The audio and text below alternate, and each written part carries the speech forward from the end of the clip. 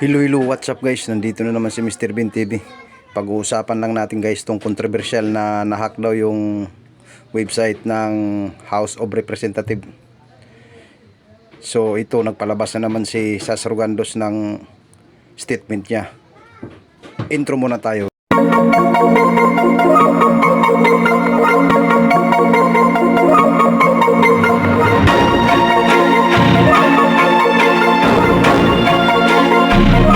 Ayon sa pahayag ni Sas Rogando, pinagtawanan lang niya yung hacking na nangyari sa House of Representatives guys.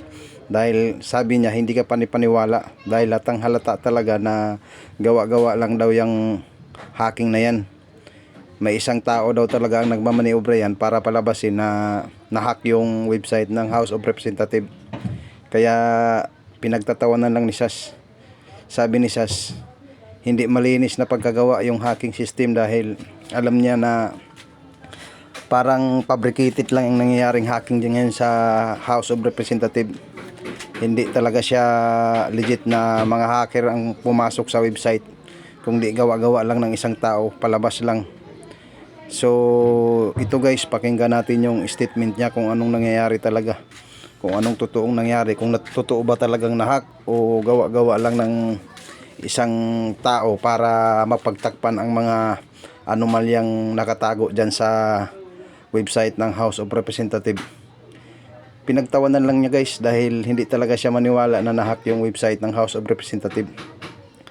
Dahil sabi niya talagang hindi ka panipaniwala dahil halatado na fabricated yung hacking na nangyari ngayon sa website ng House of Representatives. Ibig sabihin, may taong nagmamaniobra para may tago lahat ng mga anomalya sa loob ng website ng House of Representatives. Dahil nabunyag na nga niya na niloloko talaga ang taong bayan dahil lahat ng mga pera ginastos nila. Sila lang mga congressman, senador ang gumagawa ng mga ganyang batas. Ibig sabihin, sila lang ang nakakaalam ng mga kontrobersyal na nangyayari dyan sa House of Representatives website.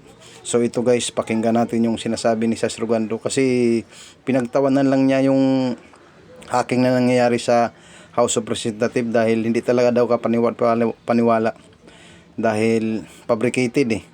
Kaya ito guys, pakinggan natin yung statement niya. So let's go.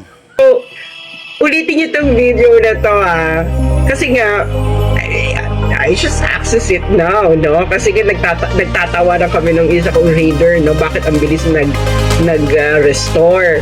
So ayun na nga. So nakita ninyo, di ba? Yung isa hindi deface, yung isa deface. So ayusin naman yung pagkakagawa ng hackme. O i-rewind na lang tayo, mga kakaabot pa lang. Oh, guys, ito na naman siya Can you imagine? 9:15. Oh, ayan naman siya. May hackme na naman siya. Hackme. Diba? Pag yan ang na-access mo, 9:15. Pero pag ino mo uli, diba? Ayan uli siya, diba? Oh, pak! 9:16. Diba? Oh, pero pag pupunta ka ng pag yung IP address mismo, wala siya, diba?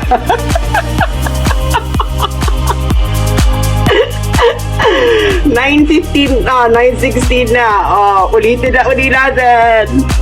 Hack me. Ulul.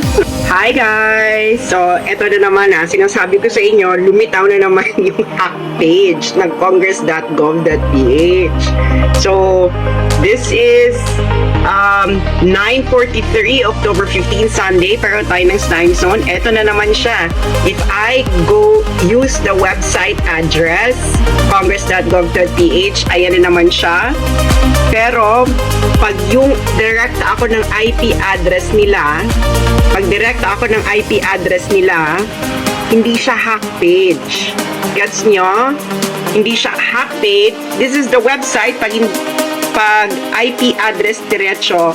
Pero ito, pag URL, this is 944. Sabi ko sa inyo ano siya lumulubog, lumilitaw ang kanyang hack page pag website.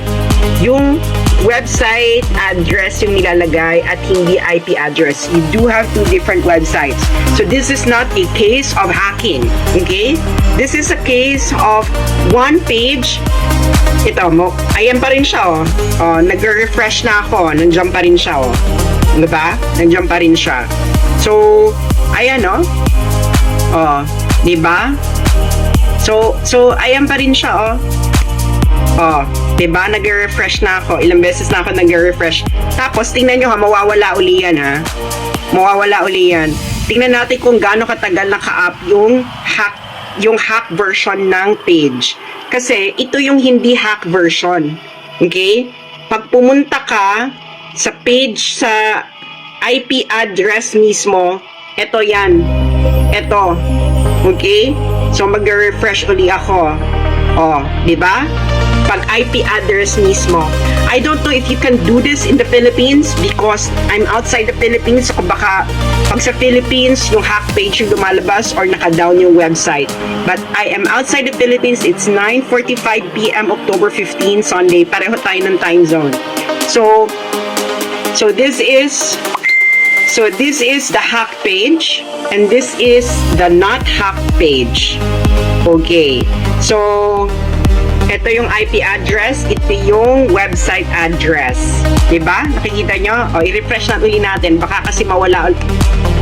O, diba? Nandiyan pa rin. Nag-refresh na ako. Refresh again. Nandiyan pa rin. It's 9:46. Diba? 9:46. Nandiyan pa rin siya. Hack page. Diba? Yan itong hack page. Na-hack daw na page ng House of Representatives. Maghihintay tayo. Diba? O. Ito yung pag IP address mismo. Okay? Hindi siya hacked. Pag IP address mismo. So, paano nangyari yon? Paliwanag nyo nga yan. Diba? This is the IP address. This is the website address. So, merong isang page na lumalabas pag website address ang i-access mo, pero iba pag IP address. Kasi if this is hacked, it should be the same, no? So it's at 9:47, October 15, Sunday. So pag na-refresh ko to, tingnan natin kung nandiyan pa rin siya o ida-down nila uli o ibabalik nila uli sa original. Ay, nandiyan pa rin. So maghihintay tayo kung gaano katagal bago nila ibalik sa original, no? This is what you get. If you enter congress.gov.ph, it is the hack page of the House of Representatives. It is 9:47 p.m. October 15, Sunday. So, hack page, pag website address, yan, yung may .gov.ph. Pero pag hindi, pag IP address diretso, hindi siya hack page. Nagigets ninyo? Yung mga IT dyan, alam nila kung anong nangyayari dito. Okay? Alam nila ang panlulokong nangyayari dito sa taong bayan. Nagigets nyo siya, guys? Nung nag-refresh ako, biglang nawala yung hack page. So, this is not a case of hacking. No.